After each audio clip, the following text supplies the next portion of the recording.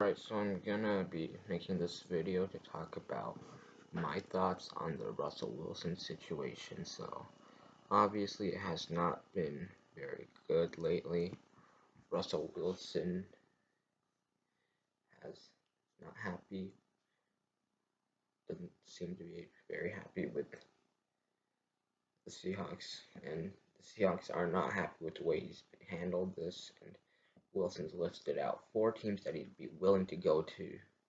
Although he has not demanded a trade, he did list 4 teams if he were to be traded that he would want to be traded to, and he said he'd happily accept a trade to the Bears, and the Bears are going to make a push, is what I've heard through reports, that they're going to do anything they can, and their top off-season priority is to get Russell Wilson. So obviously this is not looking very good for the Seahawks, although I think the chance that Wilson is traded is at max 15%, although some of you might think it's lower because it's just the media blowing things out of proportion, but there seems to be a real power struggle between Russ and Pete Carroll.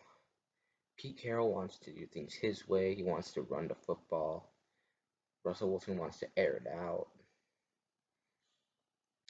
And to be honest, although Russell Wilson's stats when he aired it out more last year, although that was, yes, because we were behind in the game, was not as good. Such as the Buffalo Bills game, he threw it like more than 40 times. I think it was the only. It might have out of the games he threw it 40 times. We had a losing record, but I think we were coming from behind in most of those games, and I do think this new system with Shane Waldron can help Russell Wilson. But although Pete Carroll really needs to let his offensive coordinator and his quarterback do the stuff on offense. He can't continue fighting the offensive coordinator over the play call, which is probably part of the reason we had such disastrous play clock handling last season. I do not think the Seahawks should trade Russell Wilson.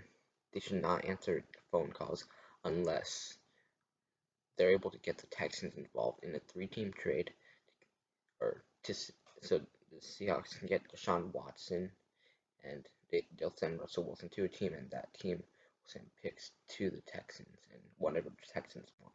Again, I'm not advocating for a Russell Wilson trade, but that's the only scenario where Seattle should consider it, because Sean Watson's also elite talent, and plus, if we lose Russell Wilson, we're probably not going to keep players like Jamal Adams, Carlos Dunlap. I've heard he's negotiating an extension with the Seahawks right now. He's probably not going to be willing to do that because of the unstable quarterback situation, unless we get Deshaun Watson, and then that would possibly convince them to sign their extensions. Because if we're going to draft a quarterback, they haven't not proven. Trevor Lawrence, I mean, as good as he is, he has an injury that could really slow him down, and that's not what Seattle wants from quarterbacks. So I think if it gets to a point where Pete Carroll and Russell Wilson cannot coexist on the same team, I'd say move on from Pete. As much as I love Pete, I do think he is part of the problem because he can't do everything his way. He's too old school, and when Wilson and the offensive coordinators want to do things their way, Pete isn't a fan of that. I watched a video yesterday where Brandon Marshall, the former Seahawks receiver, he was on the team for part of 2018. He was talking about how during training camp, Russ threw a fade to him when they were practicing, and it worked 9 times out of 10. But then after practice, Pete called them over and said he wanted them to do things his way, although their way worked 9 times out of 10. So I say just get Russell Wilson some protection. Hopefully it works. If it doesn't, if we do things his way and it still doesn't work out, then maybe it is time to change the Seahawks.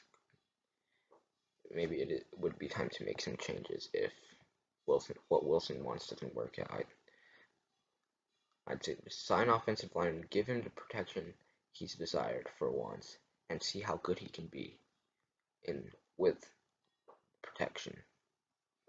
Alright guys, that's it for this video. If you haven't subscribed already, be sure to hit the subscribe button, give a thumbs up, and see you next time.